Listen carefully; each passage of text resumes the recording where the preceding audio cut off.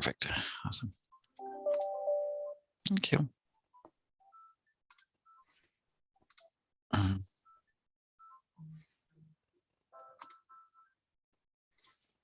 Good morning, Heather. Long time no see. Good morning.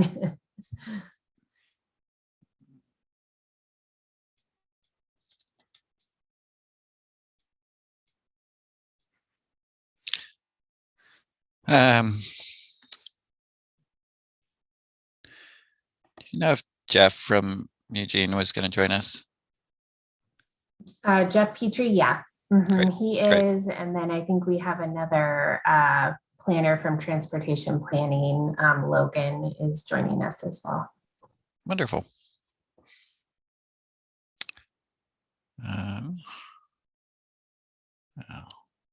Because everyone's getting their third cup of coffee. I'm tempted to go do that myself.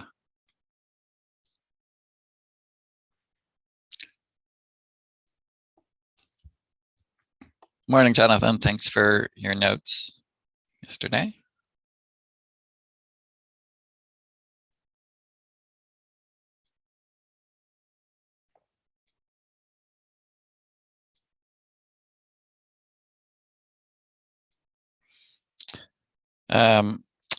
Okay.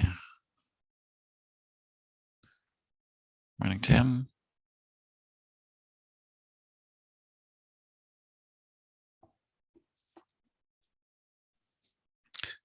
All right, I'll give it one more minute and we'll just get rolling with who we have. Coalition of the Willing. And yeah.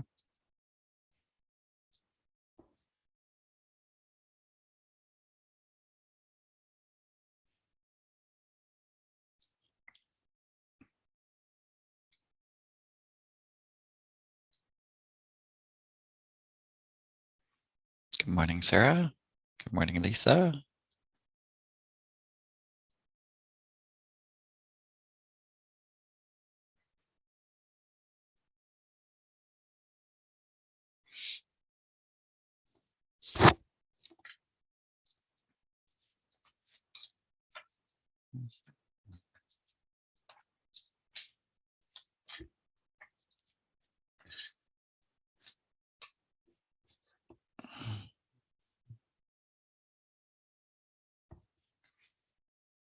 Okay, well, it's 9:03, so let's go forward with folks who are here. Others may join us at a later time. As you all have met me, I'm Evan Manville, a land use transportation planner here at DLCD and the person leading the parking reform rules. I would love it if people can introduce themselves and if there's any particular provisions that you want to review to highlight that. We'll hopefully be able to step through all the provisions briefly at least, but I do in managing the meeting if we need to dig deeper into some things that's useful. So Heather, can we start with you? Sure. Hi, I'm Heather O'Donnell. I'm a senior planner with the City of Eugene, and I did just forward the appointment to Jeff Petrie, our parking manager. It looks like he didn't get it, so we're seeing if he can readjust his schedule. Apologize if that's an error on our part. Sounds like it was, so apologies. Jonathan. Good morning, Jonathan Harker. I'm a retired city planner. I worked for the city of Gresham through the mid-'80s through the mid-2010s. And I'm representing OAPA on the RAC. And I think I sent out an email yesterday and I kind of highlights the things that I would want to, if we get to, I'd want to highlight or want to concentrate on. Thanks, Jonathan. Tim. Hi, good morning. Tim O'Brien, Principal Planner for Metro, and I'm actually here more just to listen in and to follow the conversation as it proceeds. Thanks. Awesome. Thanks, Tim. Sarah? Sarah Wright with Oregon Environmental Council, and Yeah, I don't have any big things. I definitely want to talk about some of Jonathan's issues that he raised in the thing that was attached to the email yesterday. So excited Perfect. to be here. Thanks. Lisa?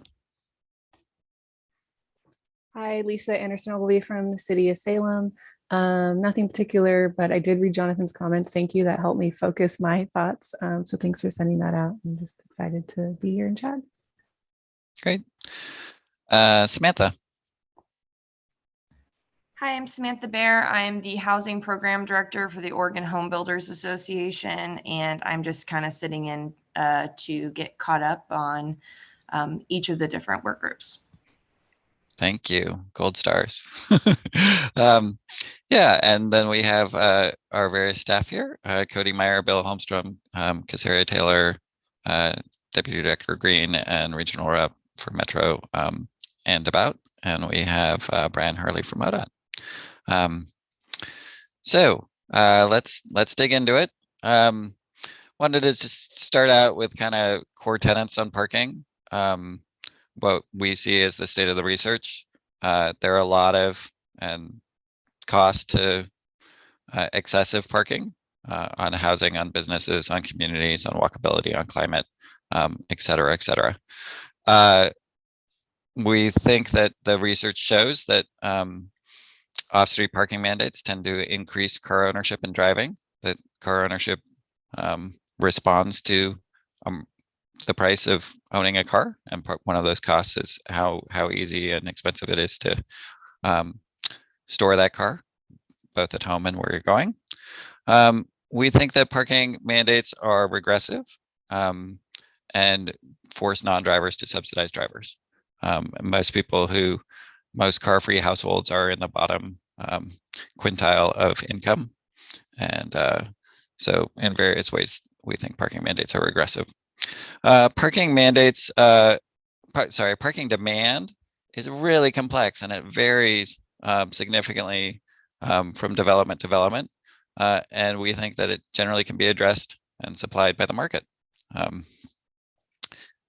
Finally, when we're thinking about one of the core reasons we're doing the rulemaking, climate pollution, and trying to reduce how much people drive, the most mode change happens when costs are actually internalized to the traveler, and that they are marginal. They happen for each trip, like a parking cost or a rebate for non-driving, and that they're avoidable in areas where taking a different mode is actually feasible. So that's our understanding, or some core beliefs about parking and how it intersects with our communities these days. I think you all probably know this, but even if we don't mandate parking, builders will usually provide it, usually either from their business model or from their lender. It requires it. They may build less than the previous mandates, or else the mandates would have no effect and be somewhat pointless. But they kind of provide a diversity of parking per their expected demand and their expected consumers of that. So yeah, with that, any questions about that kind of basic tenets and basic understanding of what's going on with parking?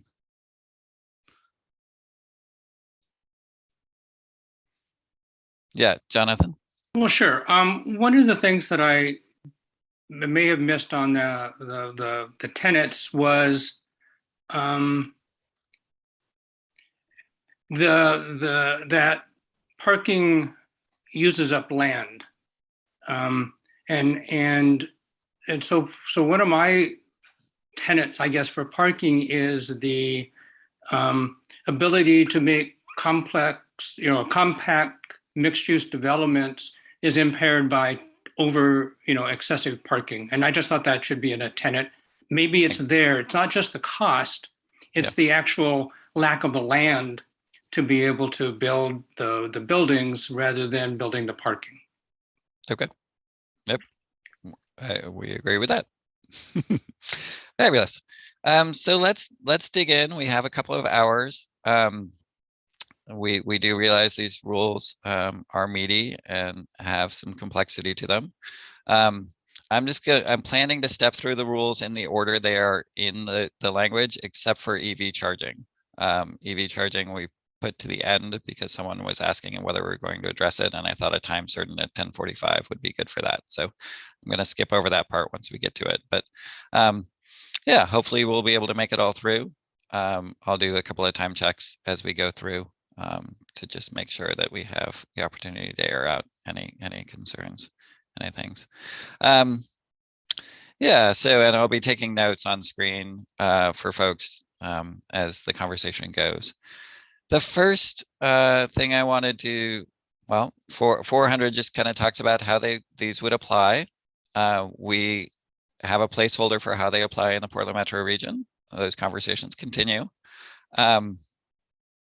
We do apply EV charging everywhere because it sounded like that was an okay thing, that didn't feel like a land use decision to our partners. And so that applies everywhere in this draft, including metro area cities. So yeah, the rest of this is just saying, okay, hey, everyone gets to do the first parts of the rule, whether or not you have parking mandates. That's kind of how you manage parking.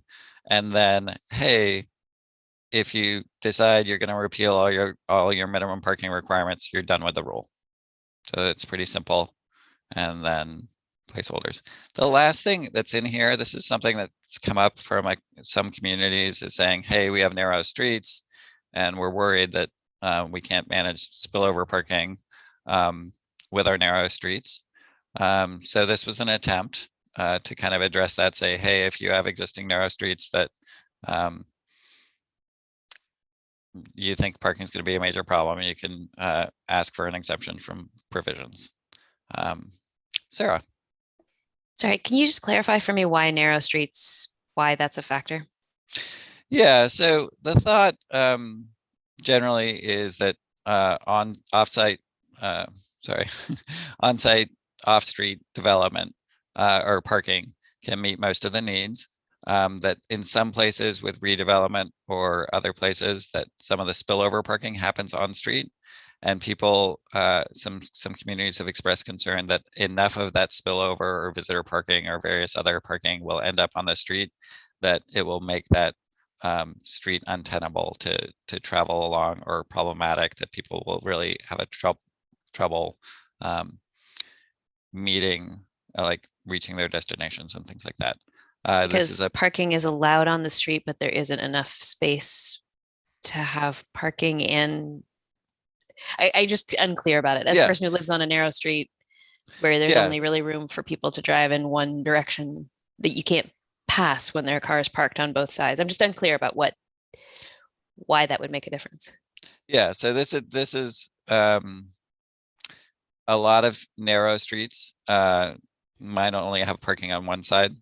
And so this is kind of saying, hey, if we're expecting intense development, that's going to end up with parking on both sides, or, you know, it's an option. It's trying to be responsive. I hadn't had it in there because I wasn't sure that it was needed, but it's an attempt to be responsive to those who think there'll be enough on-street parking that if they don't have parking mandates for off-street parking, it's gonna be a problem for XYZ, emergency vehicles, travel, that sort of thing. So yeah, the 22 feet is a pretty restricted, pretty narrow exemption, but totally open to taking it out again. I would vote for taking it out. I guess. Awesome. I'm gonna just put down that stake right now. Yeah. Awesome. Any other feedback on that, or ways that might better be drafted? I would agree with Sarah. Okay.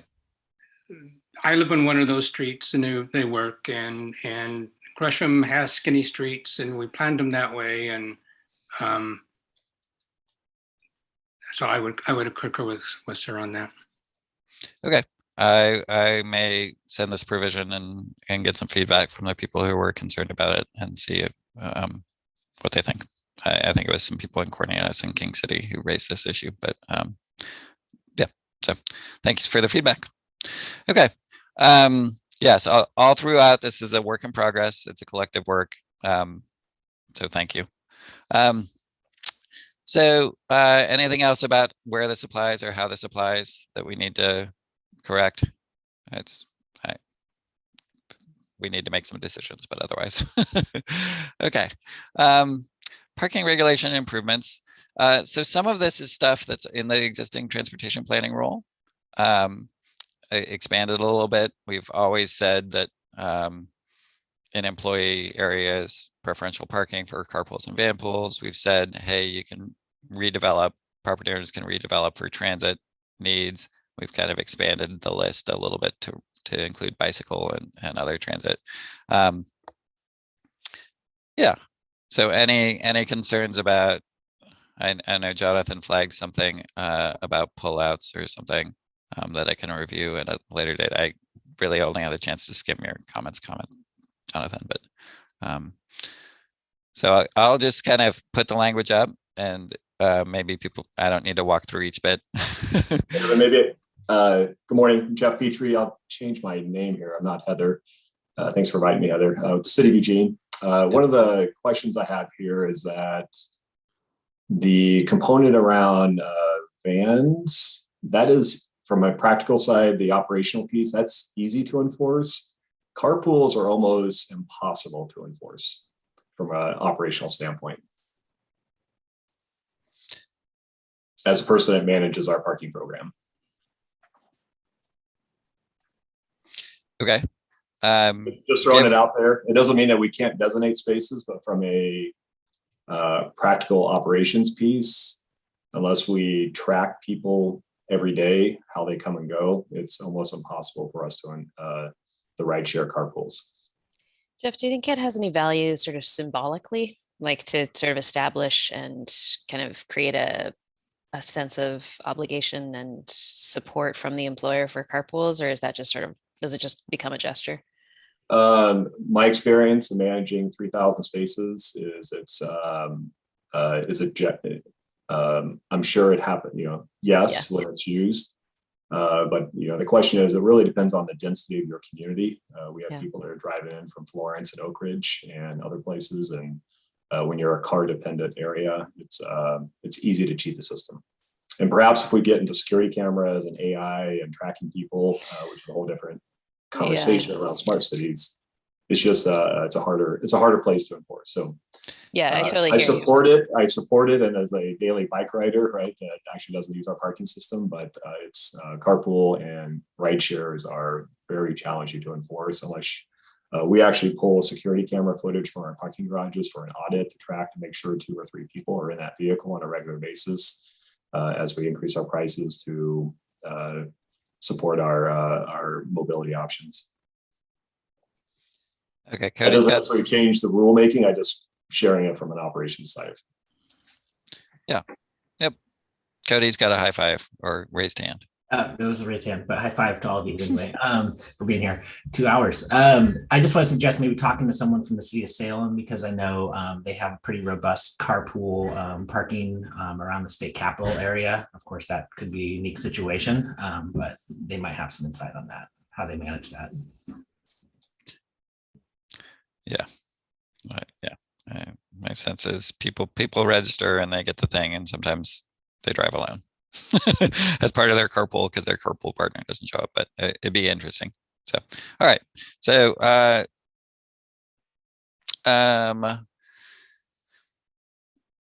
anything about the redevelopment for bike and transit stuff people wanted to voice? So I'll just ask one of the questions is, some of these were seem to be kind of public facility sort of stuff, or bus shelters, park and rides, bicycle parking, but then others were more like development, and maybe I'm misreading that, but transit oriented development, that sounds like TOD of developments, right? Like apartments at densities that support transit or such. Is that what's intended, or is this just intended to be facilities for the actual modes that we're trying to promote? It is intended to be expansive, and we think TOD. Well, I think TOD is a better use than off-street parking, and more meets the goals of the rulemaking. But I understand that it is a pretty big grab bag here, and diverse grab bag.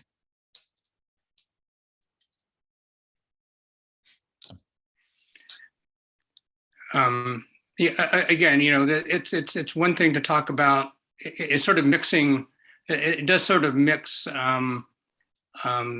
intentions, and the intentions. There's one thing to have an intention to be able to have a bench to sit on or a shelter, and it's another to say, despite what the city or the county wants to do in terms of they think there needs to be a minimum amount of parking, if it's something defined as a TOD, it's going to overcome that. It just seems like problematic from a land use perspective, I think. It just needs to be clarified, even if they were split out and you were showing what was intentional. One's intentional for development, the other's intentional for facilities. Yep. No, it's a good point. Tim?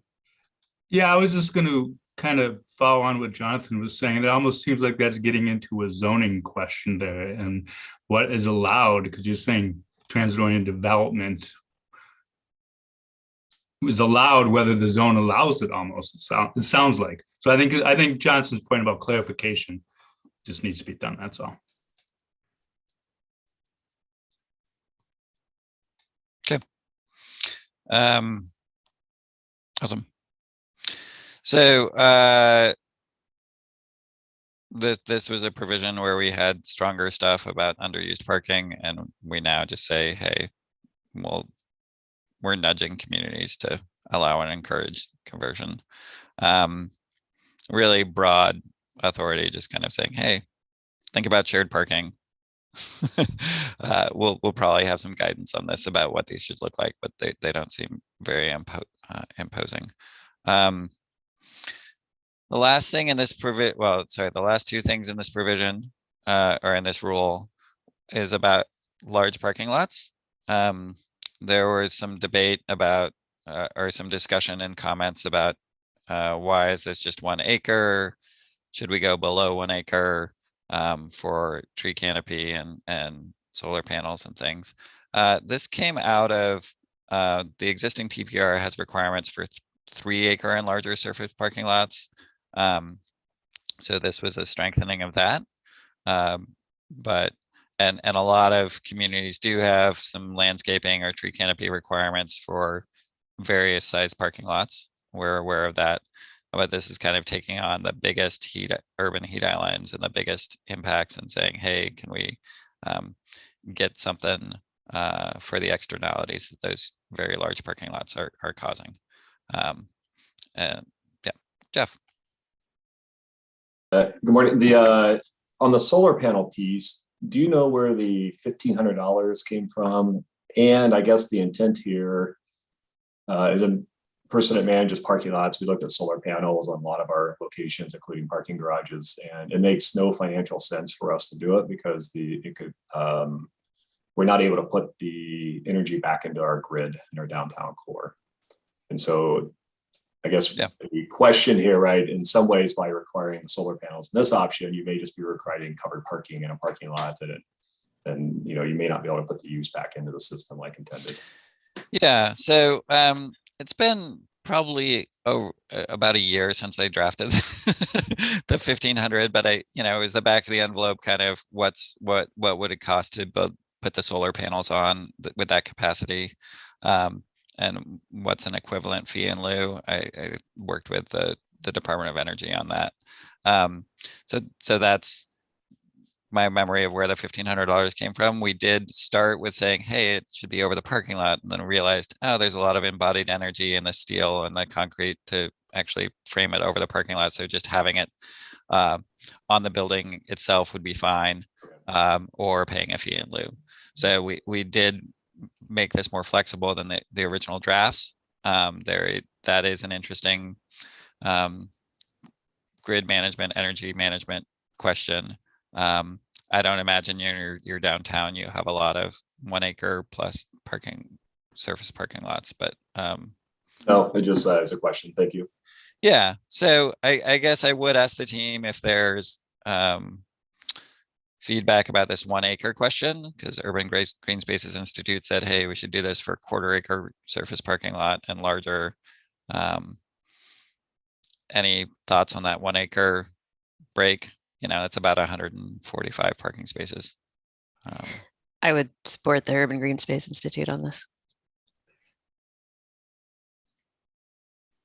Yeah, Yeah. and I also think in my email, I said that I think all parking lots should have landscaping. I don't know how the solar was going to work, but I think all parking should have landscaping.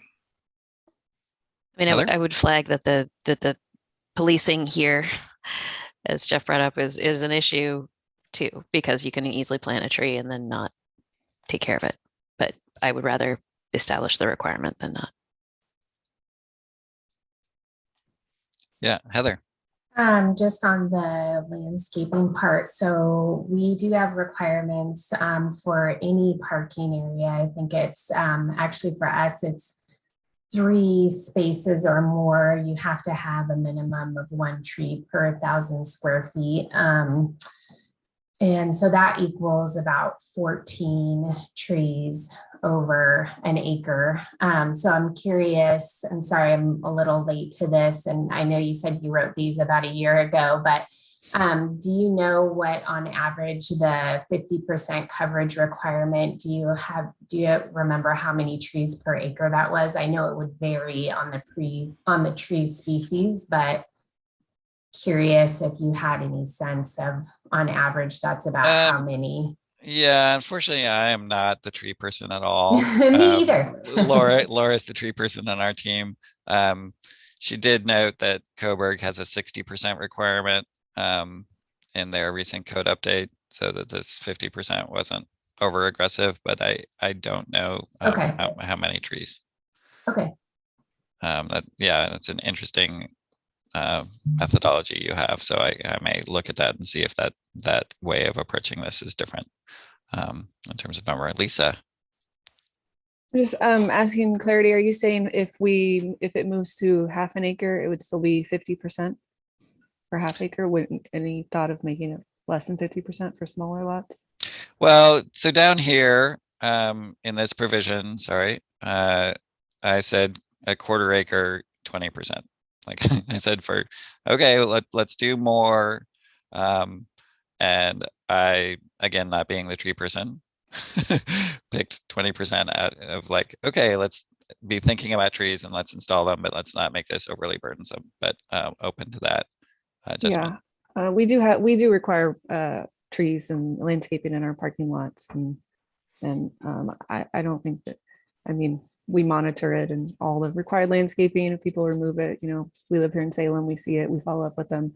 So I don't think that's a big deal, but I'll have to look at our standards. I mean, we require stuff like a certain percentage or like a planter bay with a certain amount of trees per 12 spaces or something. So I'm not sure how that equates to 20% or 50% or something like that. So I'll have to look and see. So it's hard for me to visualize what 50% is or 20% is. Maybe we're already doing it. I don't know. And then on top of that, we require 15% of the entire site to be landscaped and all of our commercial zones. So. Okay, great. That's helpful data. Tim. Yeah, just question that when you're saying 50% of the parking lot, is that the entire parking lot, including the landscaped areas, or just the parking spots? Kind of gets a little bit to what previous person was saying. Yeah, and Laura had a response to this earlier from the Coburg code that I don't quite remember. Yeah, it might be something we would clarify in guidance.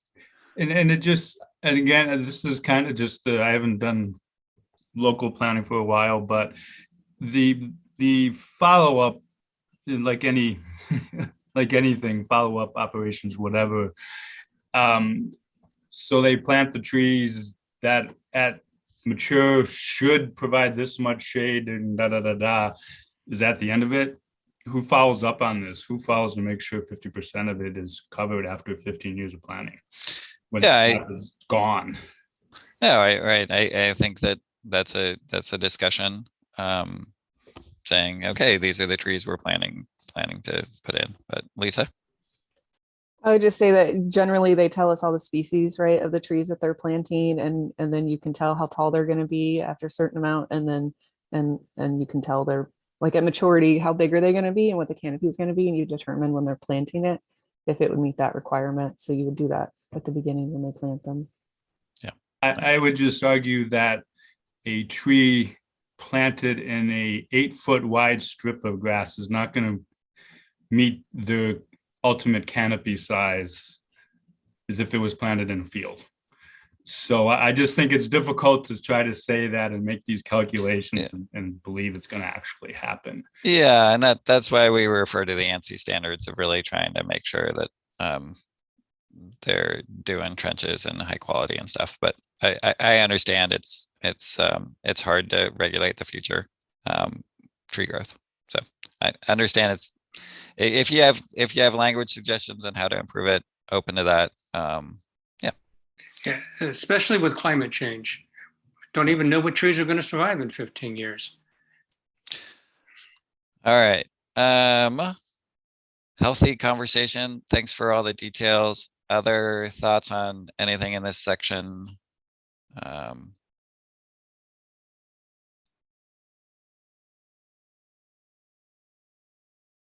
Okay.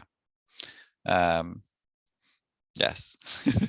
Just trying to keep moving here. I put some estimated times in here and we're a little behind. So, which is fine. If we need to have another conversation later, we can, but I do want to at least take a once over of the whole rule. So parking maximums in more populous communities. This is really, I think, on the call for Salem and Eugene. Also could apply to the other cities with population over 100,000. And parking maximums. I think that parking maximums, this is one of the 2 places in the rule that we talk about them. They have been a tough issue for us, to be clear. We realize that we don't want to have them so strong that they discourage development in key places, or at least development we want maybe discourages car-focused development and replaces it with better development. But we're really trying to look at the climate-friendly areas and the priority transit corridors and set some parking maximums there. There was a question about why this was just residential. In part, that was given some of the existing parking maximums we reviewed focus just on the commercial and don't touch the residential. So we wanted to make sure the residential was addressed. But it's the only thing that's addressed in this current draft is residential. So talked to various experts. Some said don't have parking maximums at all. Some said no, you need parking maximums. So your wisdom on parking maximums and this provision. Lisa. Yeah, definitely need parking maximums, I think. Yeah. It surprises me that cities don't have them. We've had them, and we're Salem. We had them forever. Ours is, I think it's dependent on the size of the parking lot. So for smaller ones, 20 spaces or less, it's 2.5 times the minimum. But for everything else, it's 1.75 times the minimum. And then recently, as I know you know, Evan, we eliminated parking for multifamily like downtown and along our major transit corridors. And so we instituted a maximum when there's no minimum. And so I think it's less than 2. I think it's 1.75 times the minimum. So we would have to lower ours a little bit for the studios because we consider multifamily. We don't differentiate between the studio and like a 2-bedroom in the maximums, which we can do, and that's fine. So I don't know. These seem fine to me. Yeah. And did you replace, given that you have no minimums in various places, did you rewrite the I forget. You said 1.75 per unit, or that's okay. Okay, Yeah, that's what it yeah. is. So we put in there when there's no minimum, because we were concerned, like, Yep. well, just because there's no minimum, does all of a sudden can they just greatly exceed what we would Yeah. have used as the maximum? So we put that in. Although, as you also know, Evan, we might be dropping our multifamily to one space per unit outside of the downtown, and so the minimum would, drop even less. So I think these are fine, and I think all cities should definitely have maximum, especially when you're leaving it up to the market. Should have maximums. But you're saying there's no maximums right now in here for commercial? Yeah, not in this draft. So Yeah, I think you should have them for commercial. That's where we really see people trying to do just way too much parking. Okay. It's not necessarily the multifamily or the residential. work to be done. Jeff. Oh, you're on mute still. Sorry. Heather can speak about what our code says, and we do have some maximums, and we have some large swaths of parking exempt areas. And we support the maximums. That just to put in the operational challenges, that as a multifamily gets built out on areas that are not in a downtown or campus core, we find conflict that there's too many cars that spill out into the neighborhoods. And so for my program, which used to be kind of a downtown University of Oregon campus area, we're finding ourselves reading requests for services all over the city of Eugene as 3 or 5 story multifamily complexes go in next to ranch style homes. And so what's happening is if you don't have a well-tuned, fleshed out mobility transportation service across your entire city, people have cars to get around the mobility side. And we're trying to figure out how to not have that regressive on the lower income about not owning a car and how you get around. So there is an operational impact that could happen from the community side that we have seen has increased the demand for government parking enforcement in areas that we don't enforce, and we don't necessarily generate revenue from that service. But we support them. It's just a operational challenge as we grow. Yeah. Thanks. Sarah. I just want to, I really appreciate this thoughtful input. And I think parking maximums are great. I would put them in and keep them low. I really hear you, Jeff, though, talking about this operational challenge. And I think this really speaks to we're in this transition where we need to be moving away from auto-oriented development, and it's necessary that all of the pieces work together. And so I just think that's really an important part of this. Parking management is not going to do this alone. So I just want to underline that message while also saying I think parking maximums are really valuable, and I would like to see them be as tight as is feasible, taking into heart all of Jeff's feedback there. Thanks. Okay. Anything else on the parking maximums? It feels like there's work to be done there. I can just share what Eugene has. So we have a maximum, and I think it may have happened after the 2001. We did a pretty big overhaul on our code in 2001, which was right around the time that kind of the big box development, big box shopping development happened. So we do have some pretty large parking areas associated with the larger big box commercial development. So I don't think you can do that now. The maximum is you can do up to 125%. You can't exceed 125% of the minimum. And so, for instance, in the cases of multifamily where one unit is required to have one space, except for around the university, it's different. And then we have no parking minimums downtown.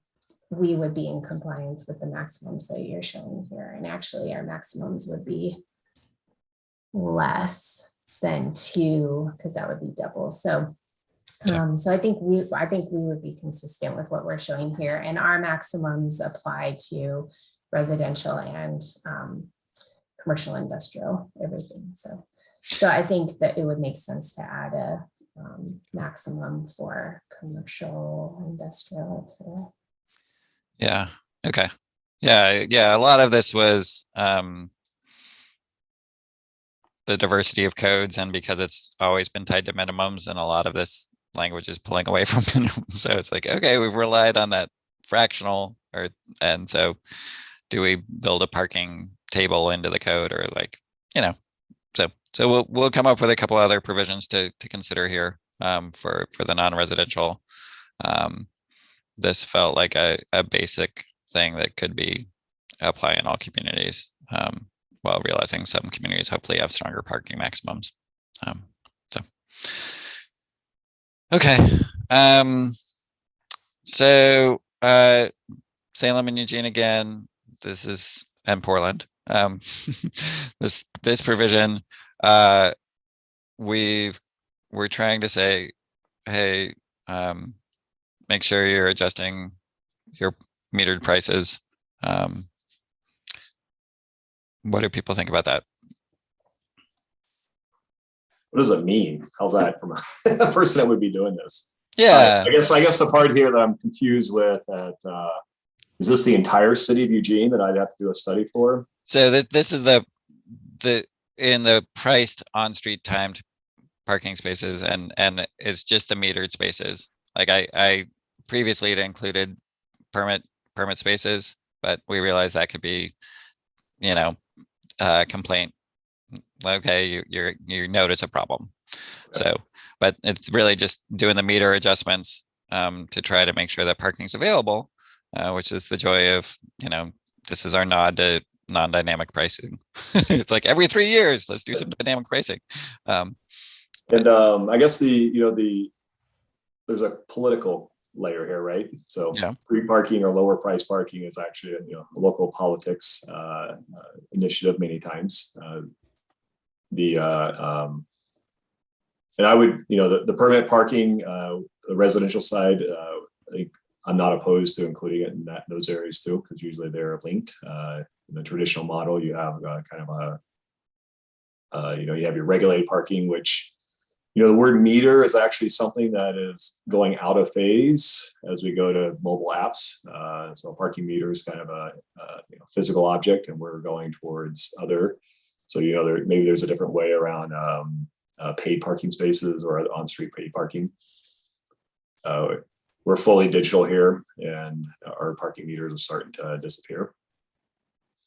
And then the other part I've been thinking about in this section is Eugene actually has market rate residential parking permits around our campus area. So instead of the traditional $20, $40 per year homeowner permit, we're charging $150 per quarter in some of our areas that are based on market.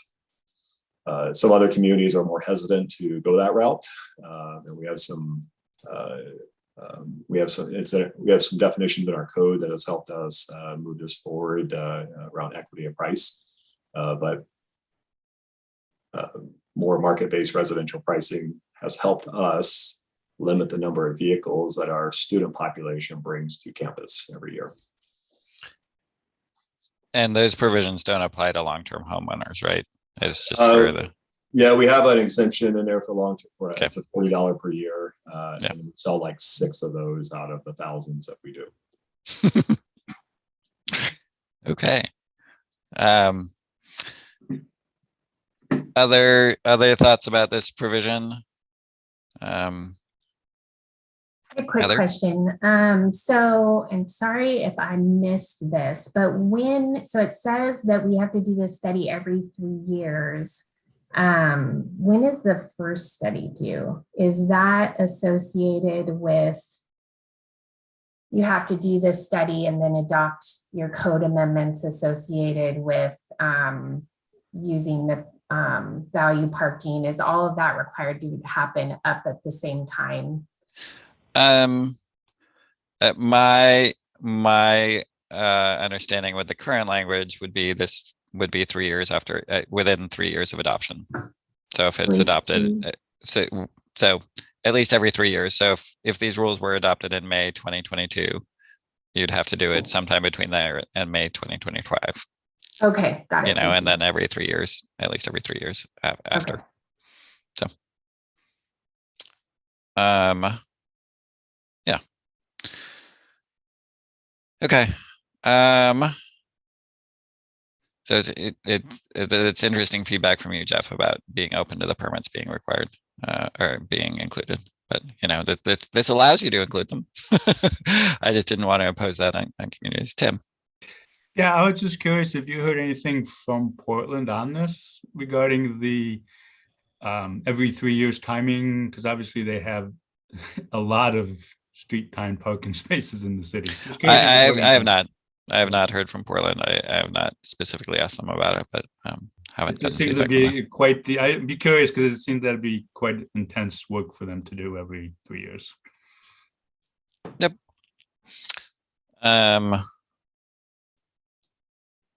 Okay. Well, I will continue to consider this. In the interest of time, well, all right. Let's do parking garages.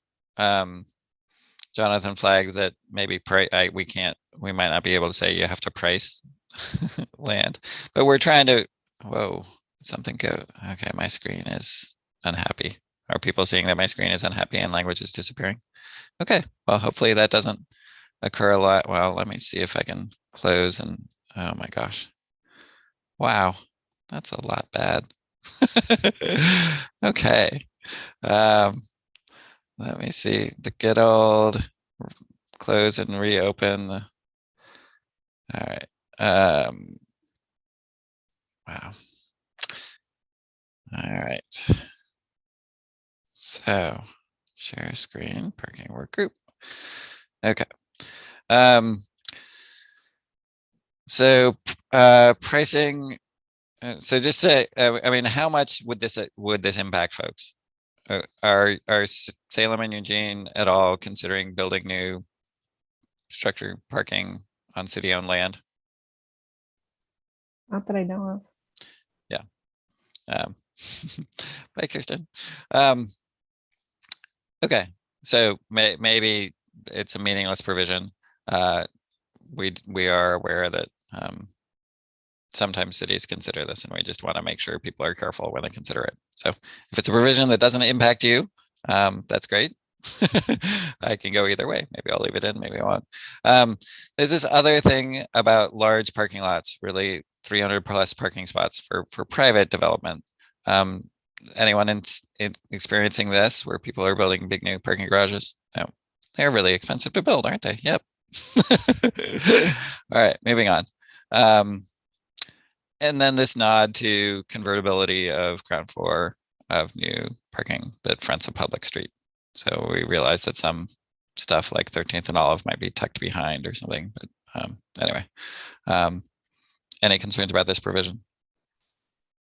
I can share that it's interesting in the parking mobility world that we talk about building structures for future retrofits.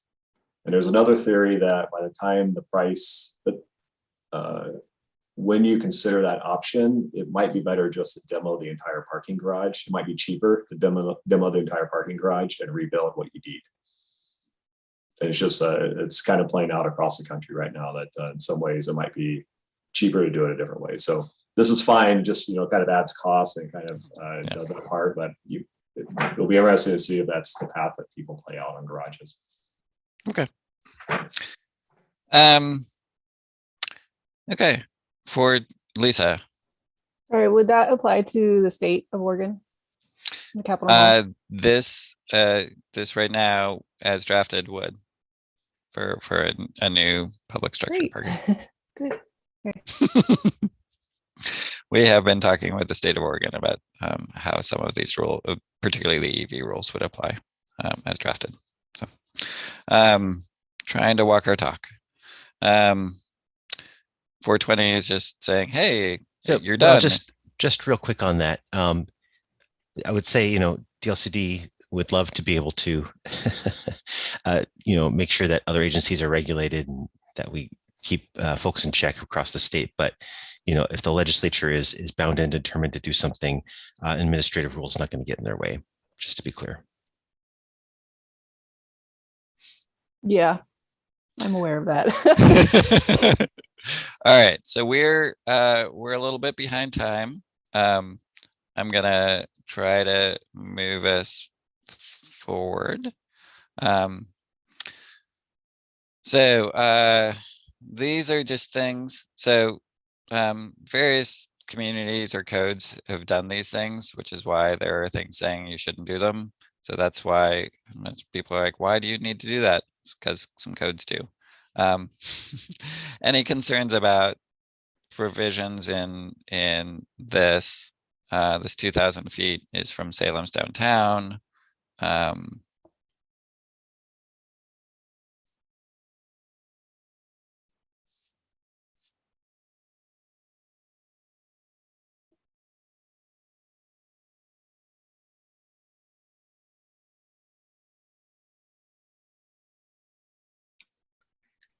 Okay, I'm gonna scroll down to the rest of that. Sorry, Go Evan, ahead. if I jump Yep. in on. Yeah, we lost your audio there for a little bit.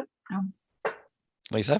Oh yeah, I was just gonna say, I think we've raised some concerns about the provision of on-street parking to be allowed to meet parking mandates, because it's kind of vague. What does it mean that there's no plan to remove on-street parking?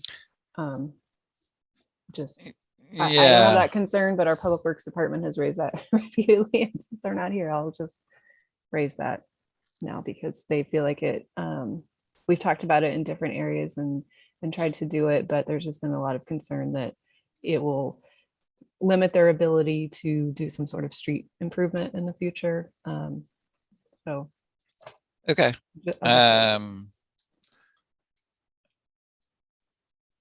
Yeah, this was brought up by the city of Springfield saying, hey, we're planning to put in a buffered bike lane, and like that's going to impact the parking. And if we've already said this development is that, like, we're double counting the parking, or so I will follow. I will continue to review that and maybe follow up with you, Lisa.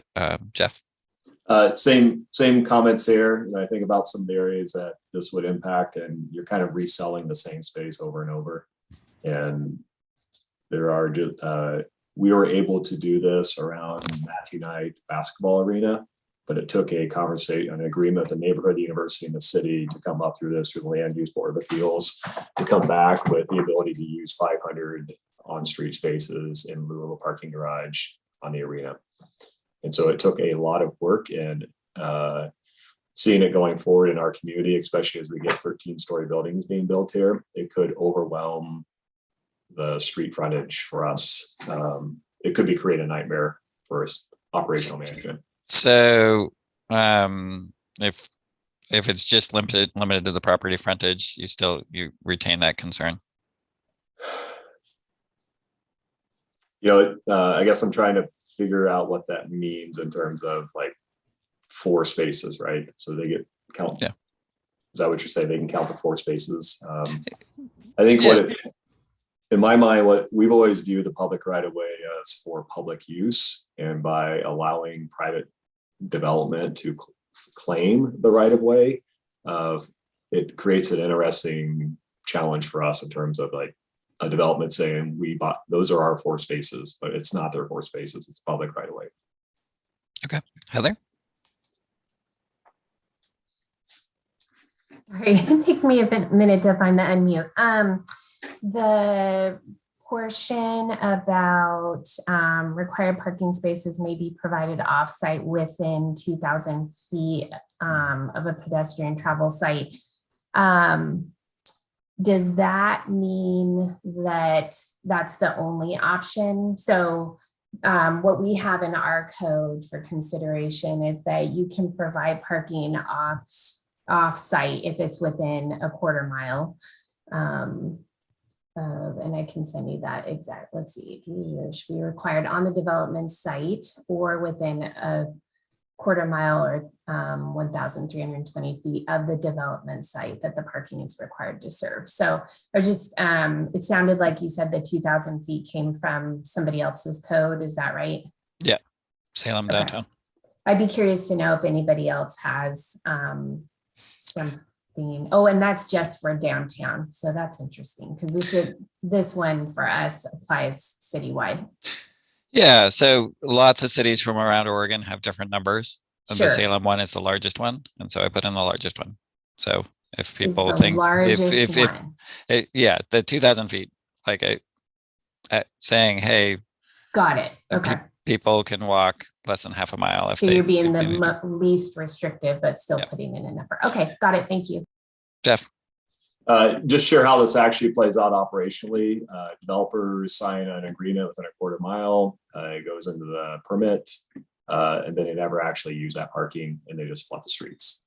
That has been our experience. So this is a great solution for that part, but it's interesting operationally what that means and how that plays out for us.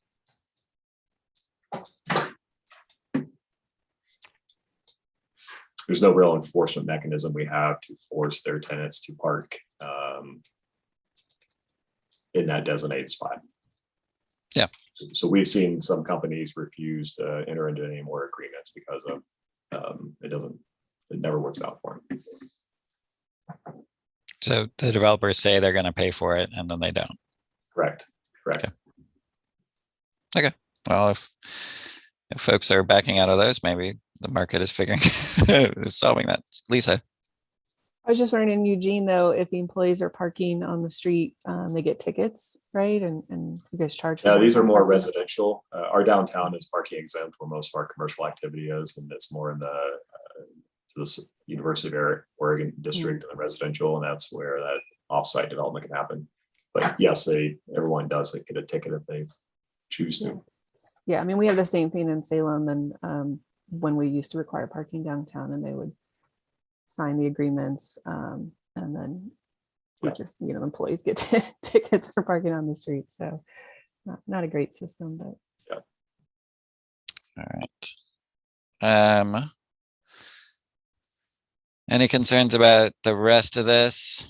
There's kind of this solar panels nudging people. There's the car sharing. There's the EV charging. Really just trying to create, and it's Jonathan, you asked why 2 here, and it's just really trying to create an actual incentive for creating charging stations and meet the Oregon's EV charging network goals. So 2 felt like a balance of an incentive at that level.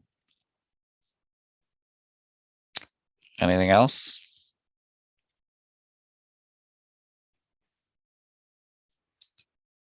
Okay.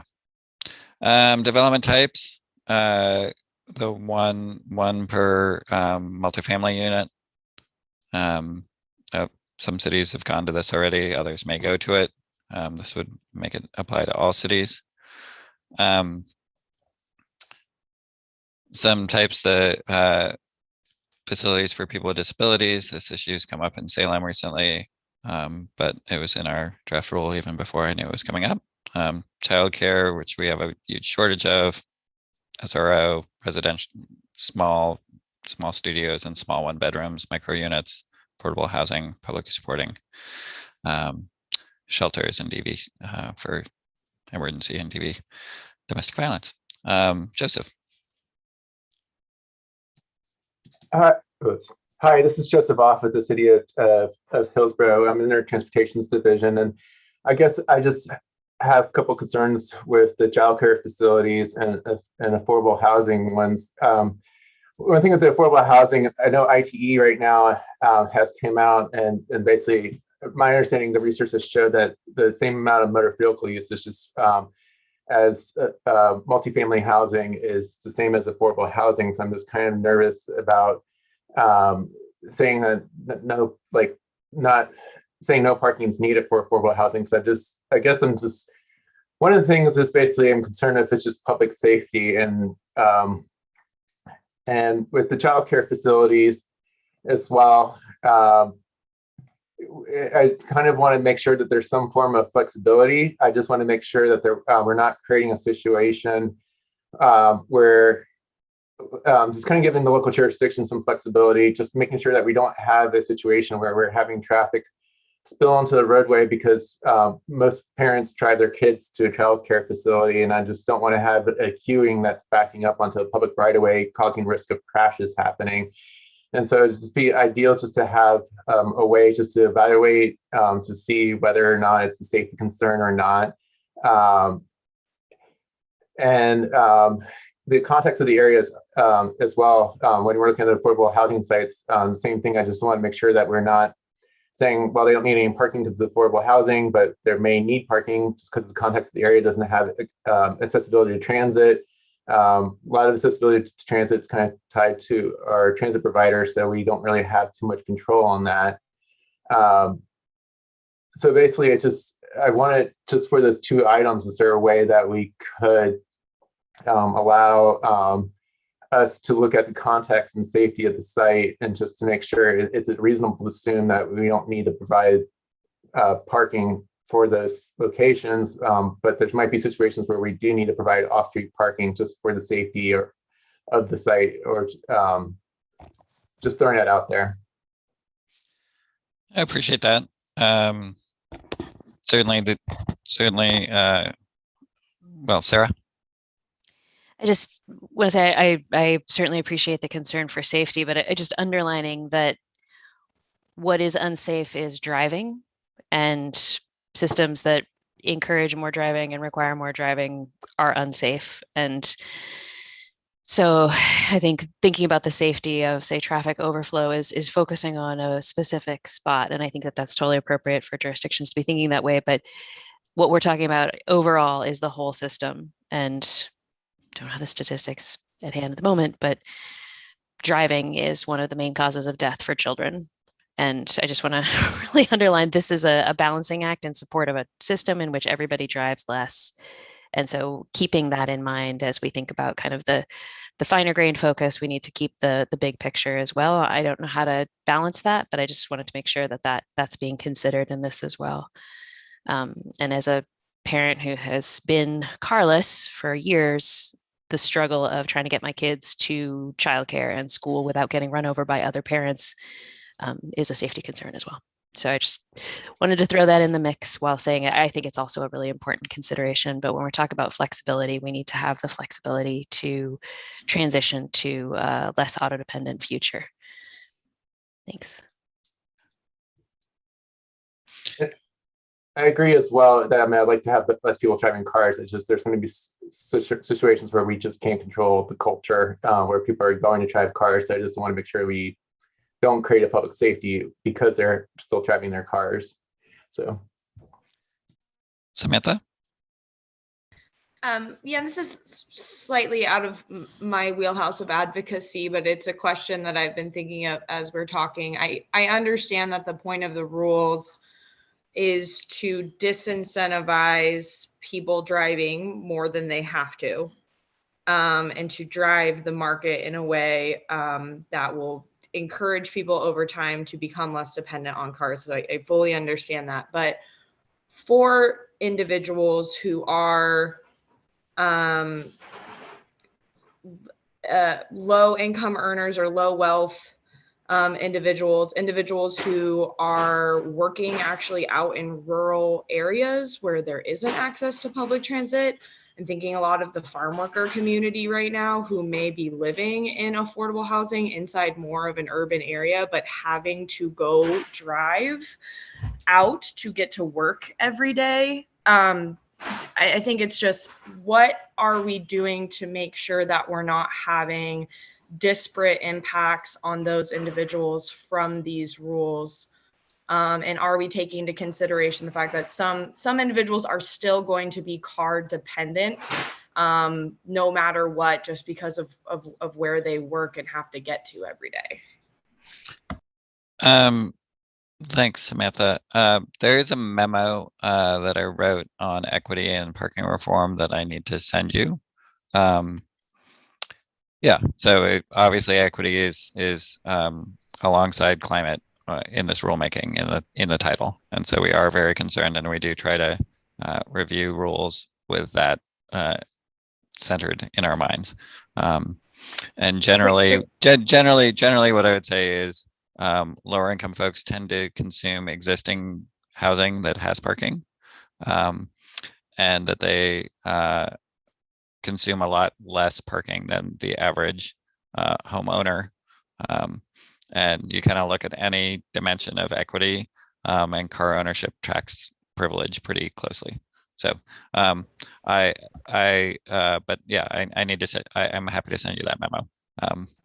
That would be great. Thank you so much. And I just, I guess this is a meta question that I'll be asking throughout all of, the RAC. And I hope that after we get these rules to a place that are really good, that we then go back and do a really thoughtful analysis of impact from the rule on equity and how, in particular on consumers. Thanks. Heather.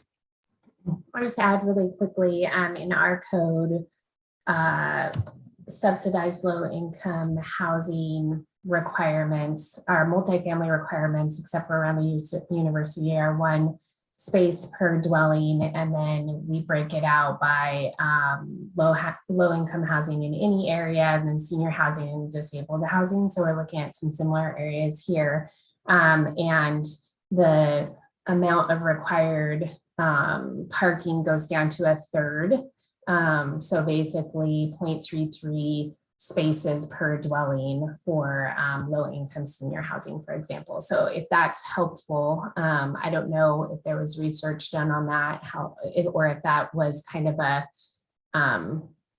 like we're getting to here, a compromise, but it basically recognizes that we felt like some parking was required, but maybe not as much as for standard market rate multifamily housing.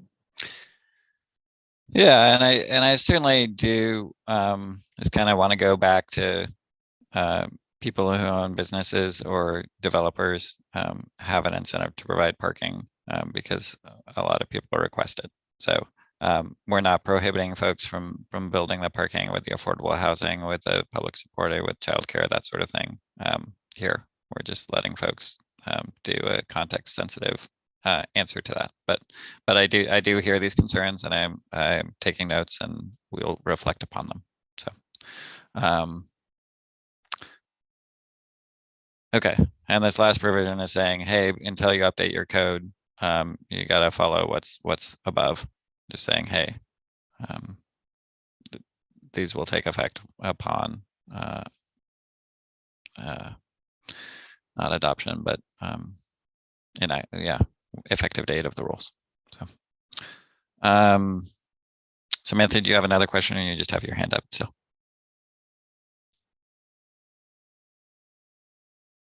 okay. Moving forward. Yeah.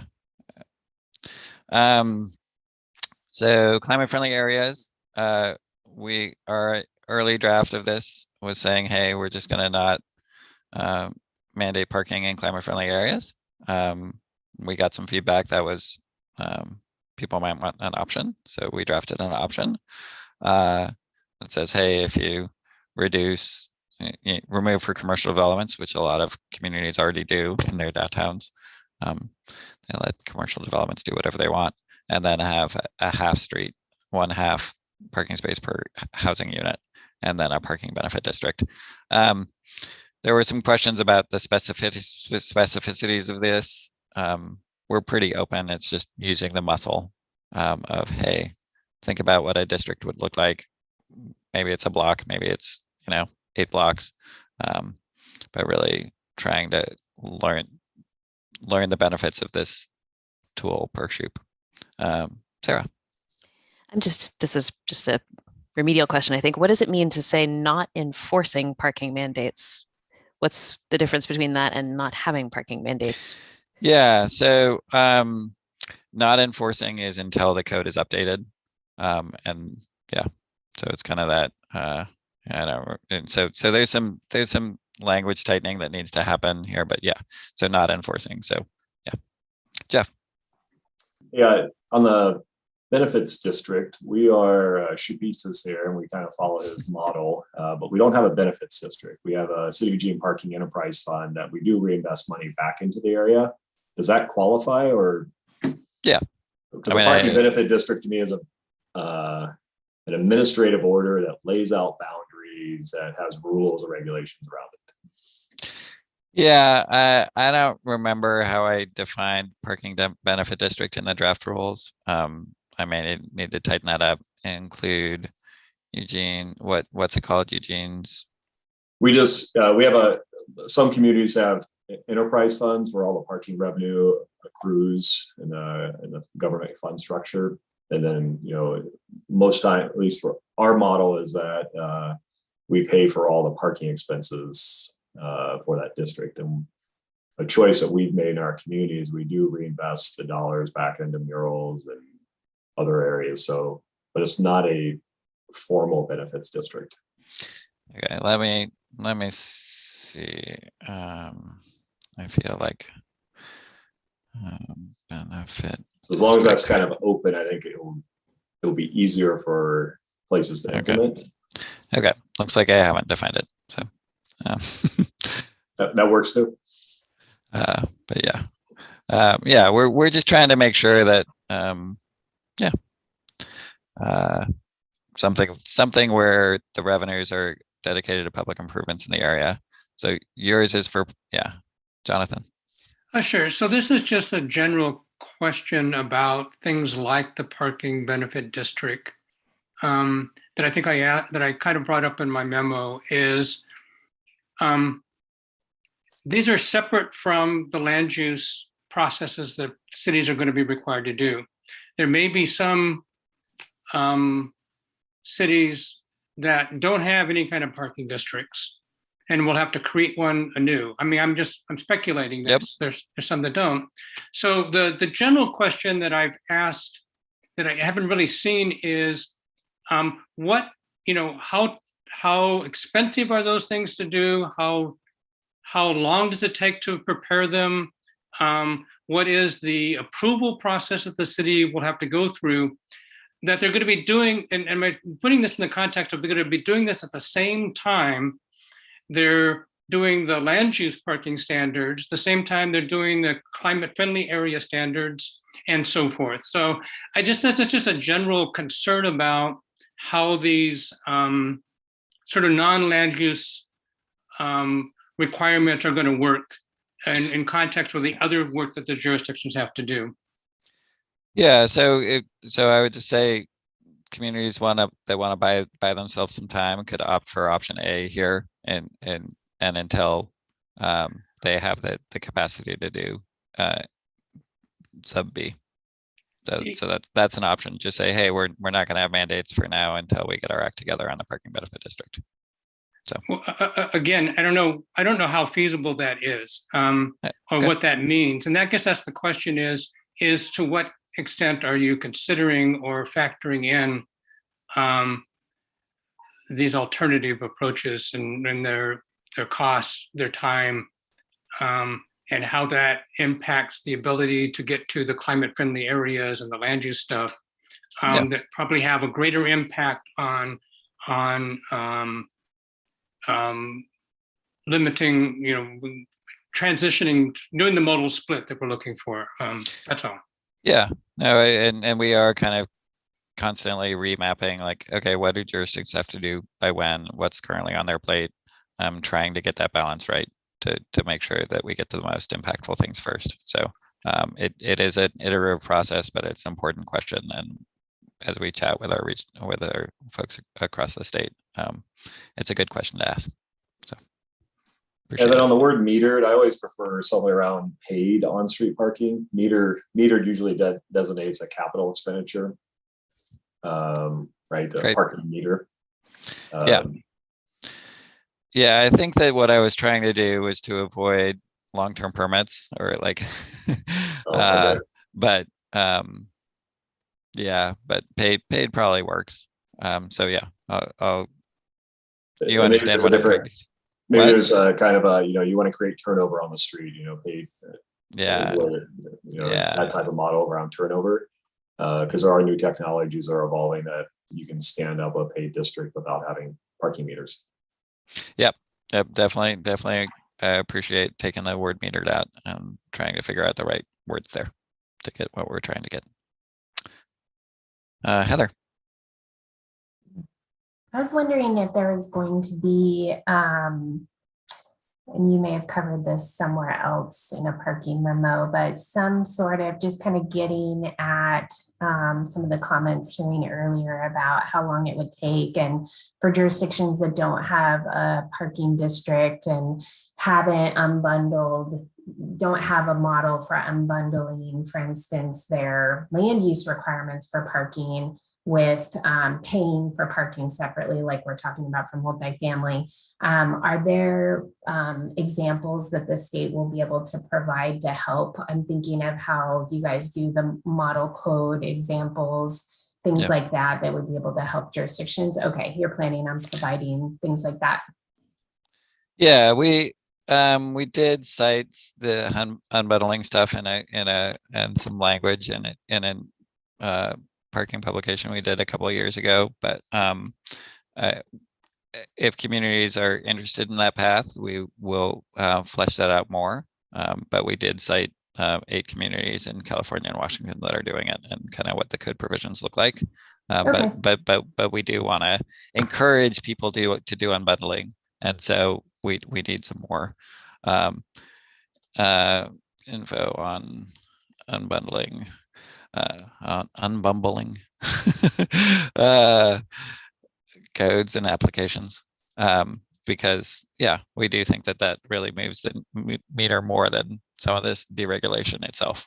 So if we are actually rewarding people for owning fewer cars, people reflect on how many cars they own.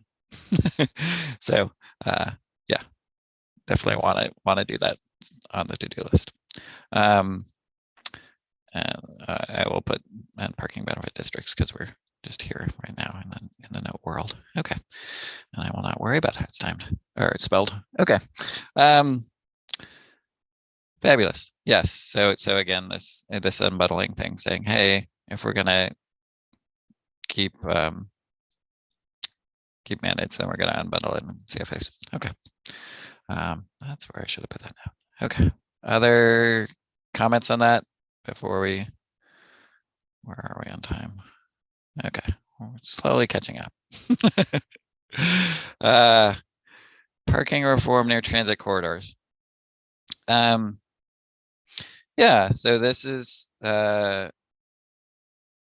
just transit in the data from King County right sizing parking study, where they did really intensive academic, federally funded studying on what impacts parking.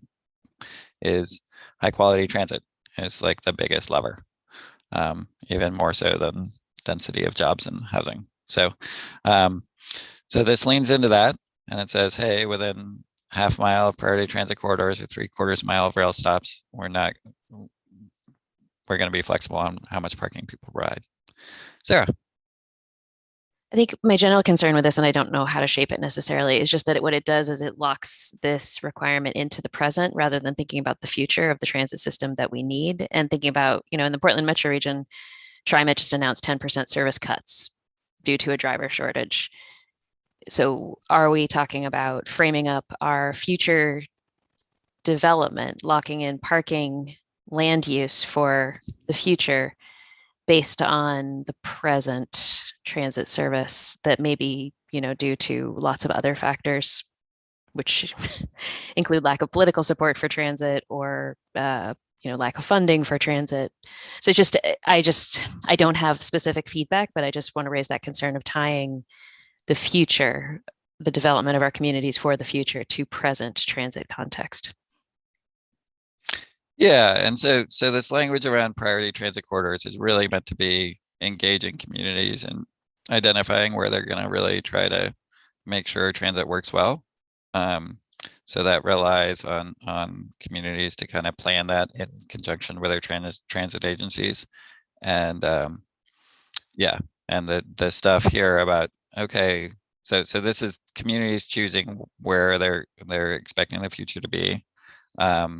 And are going to work towards. And this latter one is, okay, until communities do that, let's, I don't know where the word went here. Okay, so I understand the concern, open to ideas on how to solve that, but we're really trying to, yeah. Yeah, so this is Bill Holmstrom. So I think, you know, the rules for planning priority transit corridors are in the 700 rules, and which isn't part of what we're talking about today. But yeah, 710. There you go. The idea with those is to do exactly what you're saying, is to think about the future of transit. You know, we know we need about 4 times as much transit service on the street than we do today, or that we did a couple years ago, I should say.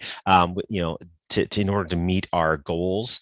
And that's just kind of the base of what we need. And so all of our planning around transit, it's difficult on one hand because it's not really the local jurisdictions that operate the transit, it's the different agencies usually. But we're trying to basically assume exactly what you're saying, is that the future will have a lot more transit. How are we going to get there? Don't know. That's not really, LCDC doesn't have the money to through a transit service. We can't do that, but we're trying to build in that assumption that's going to happen at some point in the future with building these priority transit corridors. Thanks, Bill. Joseph. Hi, this is Joseph off of the city of Hillsborough. I just want to throw a suggestion in here. Right now, the way the rule reads, it reads kind of like a radius, and my suggestion is just going by walking distance instead of a radius. And the reason for that is that we may have barriers, just as like rivers or railroad tracks, that makes the walking distance longer and probably less desirable. And so that's something I just from my past, work on transportation plans, it seems like doing walking distance is the best kind of tool than doing a radius for transit sites. And then the other comment I just have, and it's kind of more general, just for the rest of this role, just like it's always good to have some form of exception just based on the use or the surrounding context of the site or just public safety. I mean, I agree with the goal of this rule. I just want to make sure it's not strongly worded in a way where there isn't that flexibility if for jurisdiction to access to evaluate whether it's properly good enough to not require parking at a certain location. Okay, thanks, Joseph. Yeah, so we've heard various things on how to measure this distance, and we've kind of said some people were like, oh, it's so much GIS work to do the walking distance or to do the topography and do the thing, and we're like, we've kind of said in the we've promised in the guidance that we're like, whichever method you want to use to measure it, whether it's radius, a simple compass measurement, or simple distance, or a more complex GIS. And it's not super complex GIS, but we'll defer to cities on how they measure that, is kind of what we've said. Sarah. I would just note that this has that concern, while totally valid, you don't want people having to ford a river to get to their transit or whatever. It reinforces the status quo by saying the existing barriers to walking are, sort of permanent and should inform the way that we commit our built environment to cars. So I think that it makes sense to have it remain a 3/4 mile and to simplify the GIS analysis, and also to say the barriers for pedestrians should be something that these entities should be trying to overcome, not plan to drive around. Thanks. Okay. And I realized that I put scheduled in here, but I hadn't put scheduled in here. So that I'm really not trying to figure out what happens. Okay. Anything else on this provision?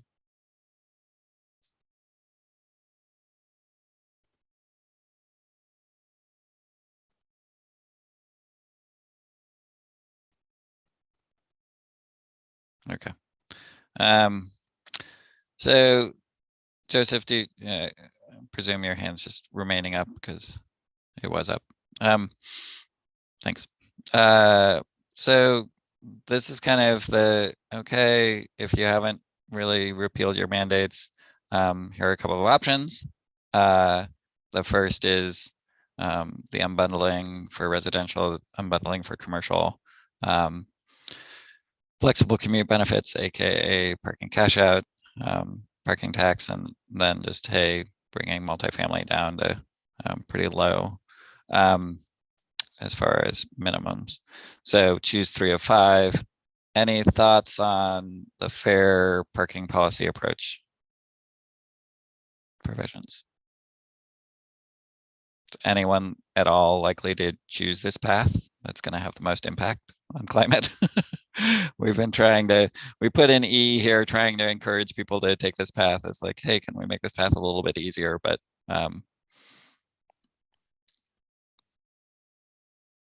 Jonathan? Sure. I just wanted to ask the question of how does the unbundling work in these commercial spaces as commercial tenants change and those sort of things? I understand how they work for residential. I don't understand how they would work for commercial. Yeah. So Santa Monica has this, and I think that Seattle has this, and I haven't reached those folks. I left a message for Santa Monica, so it's a good question and something I need to have a better answer of. But yeah, it's kind of saying, hey, if a business that is not car dependent wants to move into a commercial space, they don't need to pay for the parking that they don't need. And so the commercial developer will be more careful about how much parking they're including as they develop it, thinking of that potentiality. So, yeah, Heather. Yeah, to your question and on Jonathan's comment as well, as I mentioned earlier, and I think you have a note about this, providing those examples or models, I think will help us figure out which way we're going to go. I would say at this point, we don't know out of the 3 options which one we would do. Certainly, repealing parking minimums would be the easiest from an understandability. It'd be the easiest thing for decision makers in the community to understand. I think it is the least likely to do citywide parking minimum reductions. That's how I've been referring to them also, not parking mandate changes. But so I think seeing those examples of how to actually do either of these will help inform particularly 1A, because we just haven't done that. And it is a mixing of land use code requirements as well as market conditions or market provisions. So yeah, that's helpful. Good to know. Jeff? I was reading C and D. I guess C, I'm trying to figure out, I'm just trying to apply it to our community in some areas about what the flexible commute benefit would be. Is there an example what you think how that plays out? Well, I mean, the city of Portland gives people, I think, $50 a month when they get to work without driving. It's not so much designed as like instead of giving them a free parking space, but there are various city governments who already do this, and I think that some large employers already do this. I'm trying to. I was just trying to apply it like a downtown dense environment versus outlying areas. I'm just trying to figure out what the options would be. Yeah, I mean, this is large employers downtown often don't provide parking in my experience, but maybe your experience is different, that they let employees figure it out on their own, or or employees can pay for parking that's sometimes tied to the employer. So yeah, this is definitely more, I imagine this is more large employers outside of downtowns providing. So I was thinking like Target, right? How, they have a large parking lot, it's free parking. And how would they, so the fair market value of that parking might be kind of low. And so this is saying $50 a month. Be like, okay, we have to give you $50 a month. And Yeah, it's The interesting. enforcement is, I'm Yeah. trying to figure out operationally about how they would do it. That's one piece. And then D for me is who levies the tax? Is that a Yeah. state tax? Yeah, so this is D was just something our rulemaking advisory committee wanted us to include. I imagine that it would be the state implementing it in some sort of intergovernmental agreement with the state to kind of bring it back to the localities. But yeah, it's a pretty it's the most complex of all these, I think. Yeah. So okay. yeah, no, it's a good question, Jeff. Like about target. Like I generally think of an Intel or an OHSU or something that actually manages their parking. Yeah. Maybe it should be a versus- retail establishment, not one company. But I think it's a question that I understand the intent, but how do any retail establishment enforce this versus the larger, the more manufacturing type plants? And those are also like wood manufacturing plants and timber and our city limits. Yeah, Just and a it may be, question there. and this one may end up being a freebie under DEQ. DEQ's looking at this. They may do 100 or more employees, so DEQ may do this requirement as they update their employer commute options rule. So that it's possible that this is the free middle space, and then if you do this, you only have to do one other thing.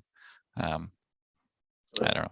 So Heather, then Lisa. Sorry, I don't know who raised their hands, but on my screen it's Heather, Lisa, then Tim.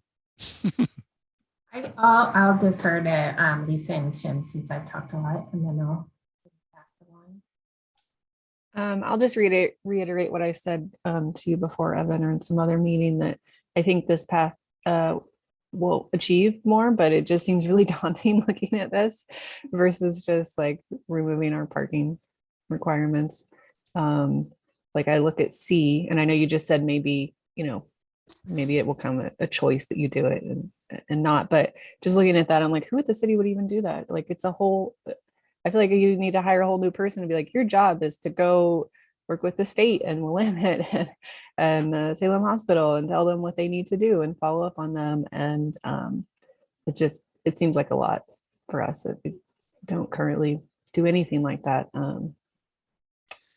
So just seems like a lot. I think it's going to achieve a lot, but it just seems more daunting and obviously to be up to our council in the end, but it just seems like from a staff perspective, we got a lot of other requirements coming down on us that we would just recommend getting rid of parking minimums. Yep, fair enough. Tim and then Heather. Yeah, I was thinking of C and thinking about Metro and our building and what we do there with parking. And I assume, I used to take the bus to work, so I have no idea, but I believe we provide some subsidy with the parking, but we still charge for parking for employees if they want to park there. So is there a definition of subsidized parking, or what is the level? I just think it'd be gets into that implementation part that I think Lisa was just mentioning too, is what does that mean? So for like Metro's case, if they don't charge the actual full price of the parking to the employees, but they do charge some level.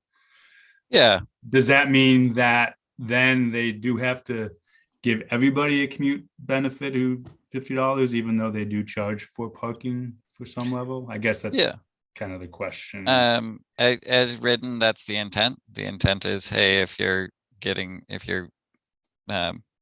providing a financial incentive for people to drive to work, then whatever level that is, if parking is cheaper at Metro than at the private lot next door, then that would trigger that. But it's something to clarify. Yeah, I think it just needs clarification, because I mean, maybe the Metro would just say, no, it's not subsidized. We're charging our cost for parking that's in our building that we own, et cetera, et cetera. I don't know. Same with like the state building right next door. So it just was one of those things. I just started thinking of it, through our building and how it would apply. If I can't imagine Portland's going to do this, but Yeah. how it would apply. Yeah, good question. Heather? Similarly, I can't imagine that this is what the intent was, especially given 1B. But I can imagine getting this question, so I'm going to ask it, which is that with the 3 options for your parking approaches, could you do a combination of them? I believe the intent is you pick one for citywide, but I just wondered if that, I think it's possible we'll get that question. Yeah, you know, I am not wedded to these 3 buckets. Obviously, they're all just, okay, let's do some parking reform, what works for you.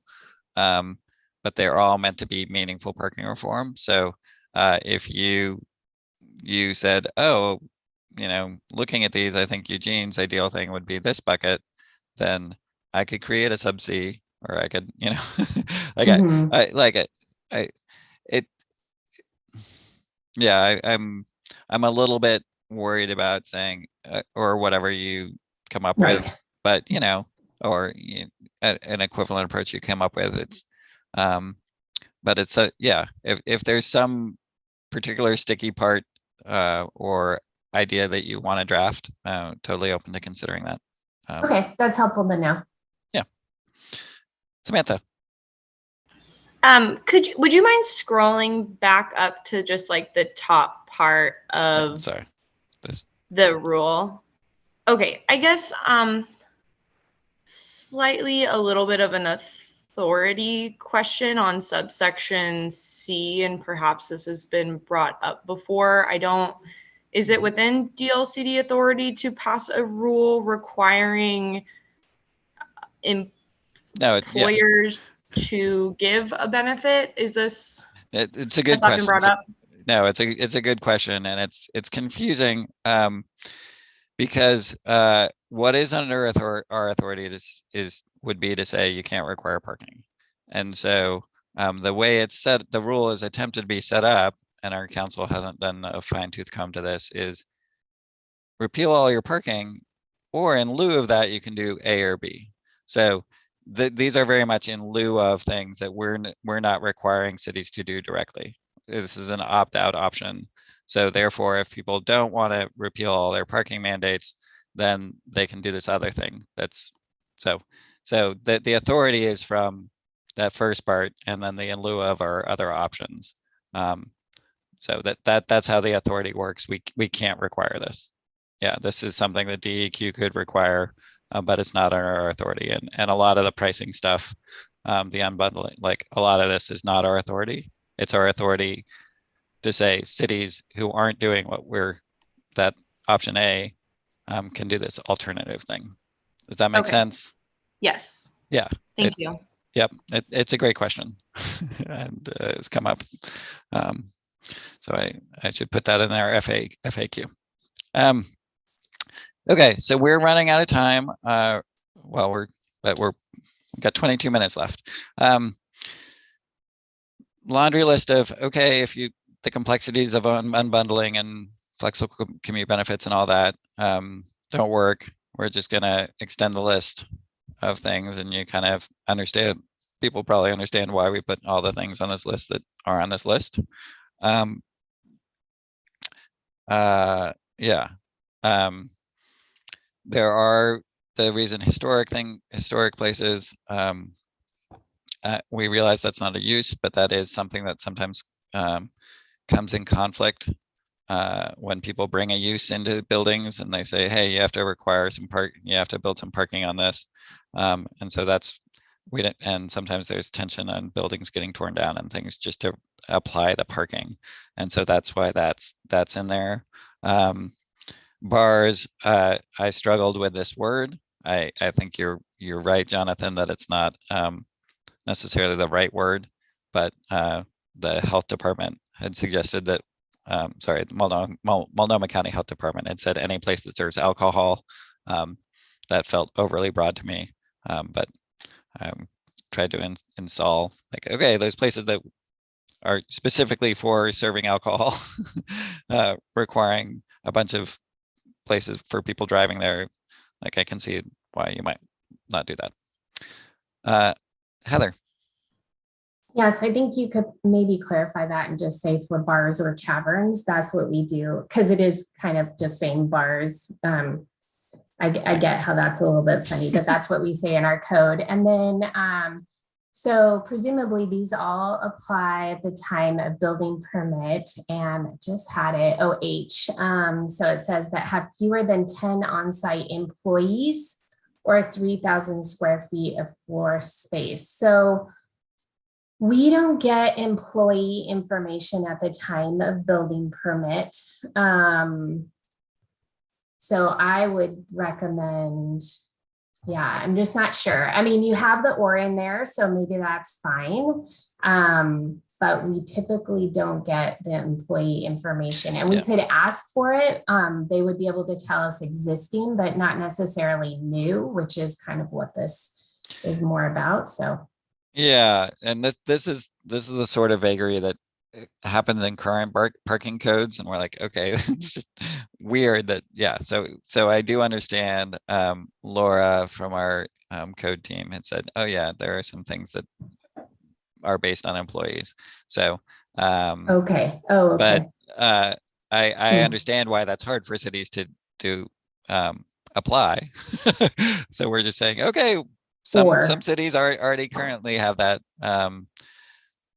Yeah. Okay, that's fine. I just wanted to kind of mention that we've stayed away from that because we don't get that information. So, okay, thanks. Yeah, totally understand that. Samantha? Sorry, that's a leftover hand raise. All good. All right. So anything else on this before we continue to push through? I mean, I guess the only other thing I would say, sorry, I didn't raise my hand, no, I just jumped in, is that ideally we would have liked to have taken this provision and mapped it to some degree, especially in consideration with the other provisions about climate friendly areas and what counts as a climate friendly area, stuff like that, because those all also have the parking, which I don't remember if that's covered in here, but anyway, so I'd be curious if the state has done that, like what's left over after this list. So if we have time, we might try to look at this a little bit further, but we really haven't had time to really understand what this means, you know? Yeah. Jonathan? Sure. So I would ask about two of the elements. One, which you haven't talked about yet. One of the redevelopment buildings, the vacant buildings. Where's that at? F. Well, E, both E and F, I guess. Or maybe E. But so I don't know. Do jurisdictions track vacant, and what does it mean? I mean, do they put in their? Are you thinking they're going to put in their land use code? If your building is vacant for more than 2 years, you no longer have a minimum parking requirement. Is that what you're expecting the code to look like? I'm just wondering how complex or how more complicated it makes having those kind of provisions. And yeah, so this is a provision from Detroit, Michigan, and we just presume the applicant would submit proof saying, hey, this building's been vacant for 2 years. I don't know how complex that is, but yeah, I mean, I would just say we don't get that information, you know, especially if you've got a new developer that's taking, you know, that's developing that building or going into that building, they're not likely going to have that information. So. Yeah, and so maybe they can't apply for this, but if they did have that information, in theory, they could. Anyway, Lisa. Yeah, we check, or sometimes this comes up for nonconformity, like if somebody, our code says if you've been vacant for like more than a year or 2 years in different zones and you lose your nonconforming use, for example, and we come across that, and it's very hard. Usually they're arguing the opposite way, that they haven't been vacant for 2 years. And I'm like, I don't know, I drive by and I haven't seen anything there forever.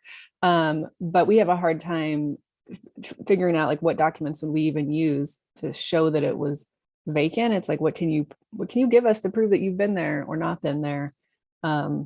So yeah, I think this one would be a really hard one for us to figure out, unless we're just required to just take their word, I've been vacant.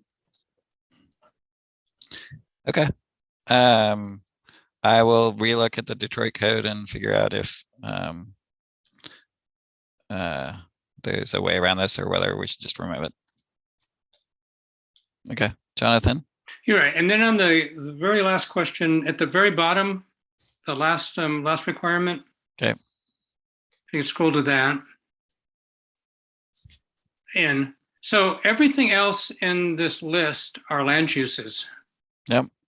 And then you throw in the one, then we have a one parking district.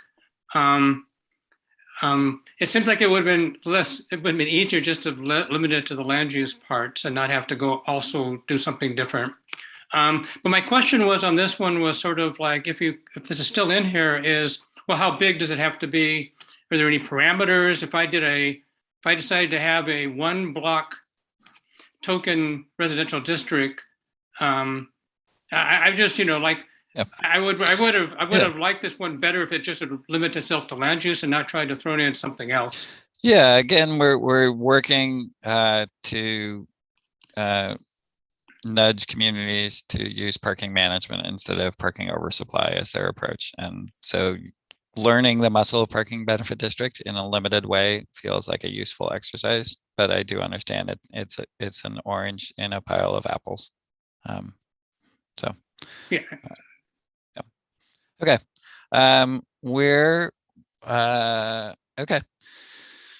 So we've got this last provision and then back to the EVs.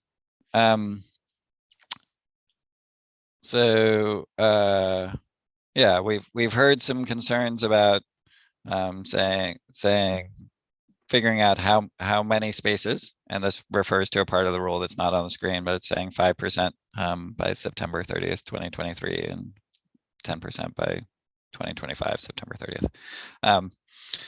So some concern that people don't know how many on-street parking spaces they have. We understand that parking data is bad, and that's partially problematic. Like, it feels like parking spaces are a cost to cities, and ideally cities would know how many parking spaces they had, at least a rough estimate. And we've kind of said in meetings we'd be open to pretty flexible, good estimates, that the precision levels doesn't need to be super strong on that. But yeah, and then we've had some concerns that, hey, this only currently, I mean, besides the Eugene student housing permits and a couple of places in the city of Portland, no one's actually doing anything creating significant price signals for on-street parking. Sarah. Yeah, I just want to underline that if you don't know how much parking you have, that begs the question of why you would require any more. Like, why, if you don't know how much you have, you don't know how much you need. So why would you retain your parking requirements? So I feel like it's a little bit circular to argue that you can't do B because you don't know how much parking you have. If you can't do that, then why not just do A? Jeff? We know how many regulated spaces we might have, but when this says the city, so if I try to go to however big our city is, that's a hard calculation to do unless we have a robust GIS and road system to be able to do those calculations. Yeah, I totally understand why you don't know how much parking you have, because I don't even know how you would, just given the way that on-street parking happens. But I think it really underlines that there's nothing on which parking requirements are based. We don't know how much parking is necessary or unnecessary. We don't know how much parking we have, really. And so I think it really kind of underlines the fact that there's no reason to have the parking requirements that we have now. Yeah. All right. So we'll continue this conversation. Jonathan, last word on this before we go to EVs. Well, sure. Just the question of, well, how is 1A different from the, going back to the beginning, the no parking mandate? If you don't require any parking, then you don't have to do anything else. Yeah, Isn't that the same thing?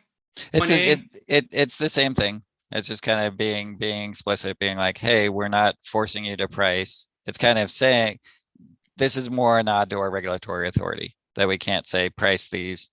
So Right. option A, and it's a reminder of that. It may be redundant. Oh, it is, and it's really just saying if you're a jurisdiction over that size, you have to do this. If you don't do the original eliminate all parking minimums. Yep. Okay. Jeff? It's just not clear when you wrote that A in there. Yep, appreciate that. Okay, Jeff. I just have a correction here. I'm reading the residential parking permits price at lower than $15 per month. Eugene's, none of our residential parking permits meet this requirement because mostly they're either quarterly or annual permits. So most residential permits are an annual permit. Yeah, and I probably have the understand that's how they country's applied. I think Right. I think that saying $150 a quarter would clearly be above $15 per month, but I do understand that. Yeah. And we have the most aggressive residential permit program in the country about some of our high density permit areas. Yep. So I be clear. Yeah. This is more saying the 7 cents a day, which is, the $15 a year. That's, you don't get credit for those. So that's what it's saying. Okay. So we've got all of 8 minutes to talk about EVs. And yeah, but I did want to give us a chance to do that. So yeah, this has evolved over the years, or over the months, I should say. Feels like years. Really trying to make sure that we have the conduit in new buildings for EV charging. Talking to the utilities, they're very insistent that level 2 is key for their load management, and as well as charging, and just all sorts of reasons level 2 is key. As much as level 1 trickle charging can work, level 2 has all sorts of benefits, and the dimensions of the conduit is not that different to require a level 2 conduit. So 50% of all spaces in new residential, 20% of all spaces in new commercial, and then capacity, electrical service capacity, to actually charge 20%. And then talking to utilities, they can swap out transformers and things as needed to go beyond, as demand goes beyond that 20%. But that's kind of the core idea. And then saying, hey, if you have a DC fast charger in a commercial area, if you're doing the whole system, including the charger, you don't have to build as much conduit if you don't want. Thoughts on that? Sorry to scroll as people are reading. And then kind of Logan. Hi, yeah, I'm a transportation planner with the city of Eugene. I just want to throw out the comment that, we personally haven't been involved in the installation of a level 3 DC fast charger, but we've considered the possibility before, would like to do it in the future. What we've heard is between the cost of acquiring the unit and installing it, it can be quite costly. It could be a 6-figure endeavor. So I just want to throw out the speculation that in a lot of instances, the cost of installing a DC fast charger could exceed the cost of putting conduit out to 10% of the spaces. So I just want to flag that. I'm not going to propose a specific alternative, but it's something to consider. Whether there is like another ratio that might be a bit more of an incentive for people to actually go ahead and install the fast charger. Sarah. Just in response to that, I think where you're seeing commercial buildings provide fast chargers, they're doing it for other reasons as actually a draw to bring people to the building to use their services. So typically, this is just giving them a little concession for something they're doing for a different financial reason, would be the situation you'd see most likely, because fast chargers are expensive. Where they are effective is in places like if you want to bring people who have electric vehicles to your car so they can charge while buying things from your store. That's a big incentive for businesses sometimes.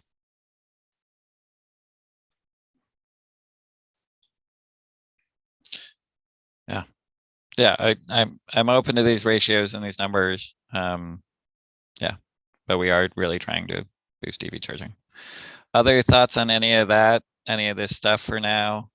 I know that we as planners are often not the EV experts. EV charging it besides Sarah.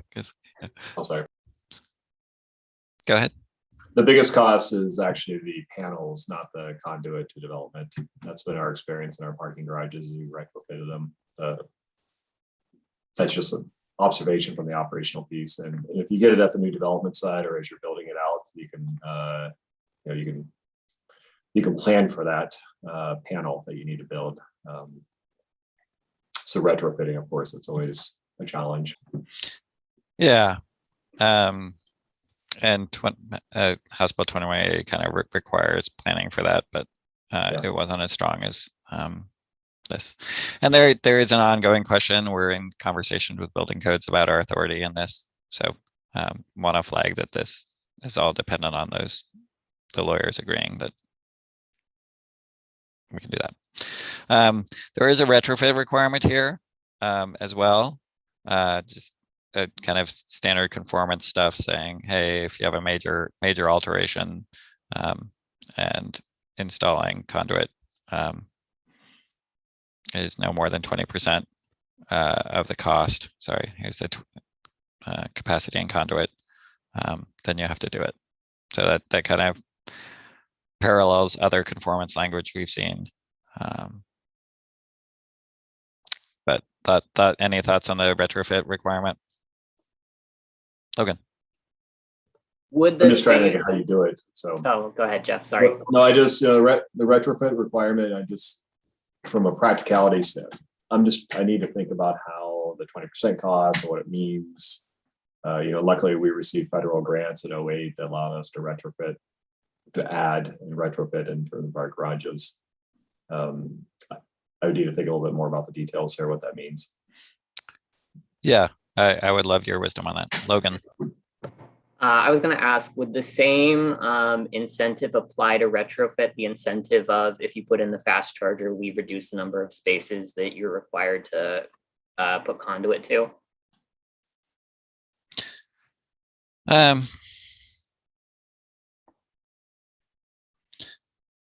That's a good question. Should it?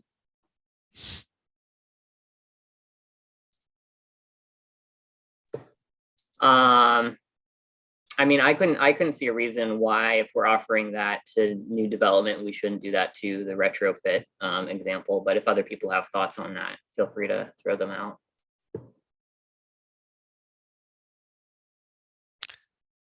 Okay. Well, you all have copies of the rules. As you can see, they continue to evolve and improve.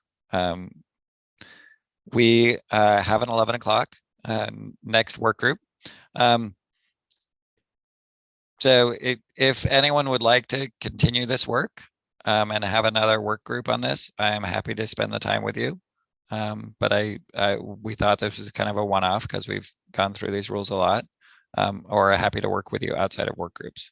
So if you would like a work group, an additional work group to go through this as after we deal with some of these changes, email me and let me know.